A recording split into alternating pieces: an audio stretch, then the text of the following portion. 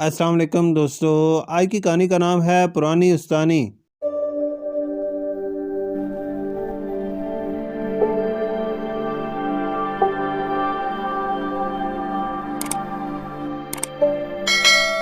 کیا بات ہے فرقان بیٹا، بہت خوش لگ رہے ہو۔ فرقان اسکول سے واپس آیا تو اس کی امی نے پوچھا، امی آج سے اسکول کی چھٹیاں ہو گئی ہیں، اب میں دیر تک سوؤں گا اور خوب کھیلوں گا، اب اسکول جانے کی کوئی فکر نہیں ہے۔ فرقان نے لاڈ سے امی کے گلے میں باہیں ڈال کر بتایا، اور چھٹیوں کا کام کون کرے گا؟ فرقان کی امی نے مسکراتے ہوئے پوچھا، امی پورے 2 مہینوں کی چھٹیاں ہیں، یعنی 60 دن، بہت سارے دن ہیں، کام بھی ہو جائے گا۔ گرمیوں کی چھٹیاں تفریح کے لیے ہوتی ہیں، فرقان نے امی کو سمجھانے والے انداز میں بتایا۔ فرقان ہر سال گرمیوں کی چھٹیاں اپنی نانی کے گھر گزارتا تھا۔ اس سال بھی فرقان اپنی امی کے ساتھ نانی کے گھر گیا۔ فرقان کی نانی ایک بڑے اسکول میں استانی رہ چکی تھی، وہ عام استانیوں سے بہت مختلف تھیں، وہ بہت دلچسپ انداز سے بچوں کی تربیت کرتی تھیں۔ فرقان کی نانی نے فرقان کی اسکول کی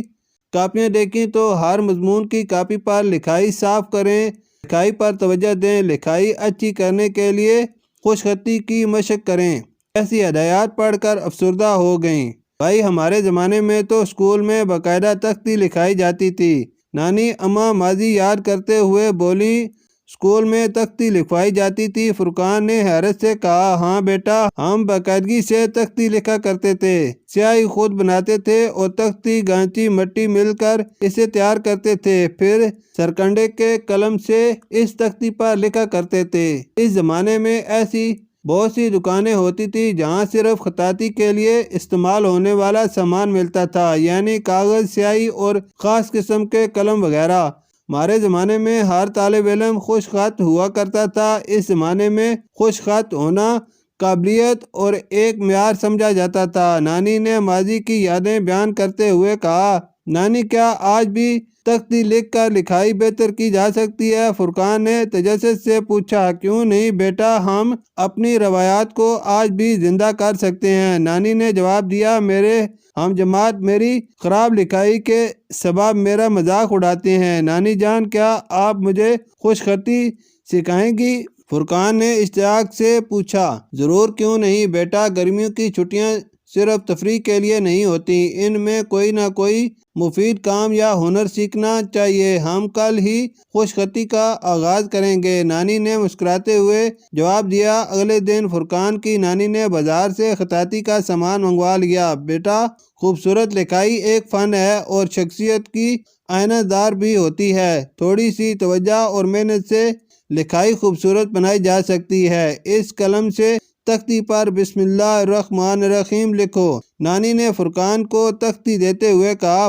فرقان نے جلدی سے لکھ کر نانی کو دکھایا۔ بیٹا، جلدی جلدی لکھنے کے بجائے ہر لفظ ٹھہر ٹھہر کر توجہ سے دل لگا کر لکھو۔ بیٹا الفاظ بے جان نہیں ہوتے، الفاظ لکھنے والے کی توجہ اور محبت کو محسوس کرتے ہیں۔ دادی نے فرقان کی اصلاح کی اور دوبارہ لکھوایا۔ اس بار فرقان نے پہلے سے بہتر لکھا۔ نانی نے فرقان کو شاباش دی۔ اس طرح روزانہ وہ فرقان کو خوش خط لکھواتی۔ 1 ماہ میں فرقان کی لکھائی بہت اچھی ہو گئی۔ فرقان بہت خوش تھا کہ نانی نے کتنے آسان طریقے اور توجہ سے اسے خوش خطی سکھا دی۔ فرقان نے اپنا چھٹیوں کا کام مکمل کیا۔ اسے اسکول کھلنے کا انتظار تھا۔ وہ اپنی استانی اور جماعت کے ساتھیوں کو اپنی خوش خطی دکھانا چاہتا تھا۔ چھٹیوں کے بعد آج فرقان کا اسکول میں پہلا دن تھا۔ آج تمام طالب علموں کو چھٹیوں کا کام جمع کروانا تھا۔ جب فرقان نے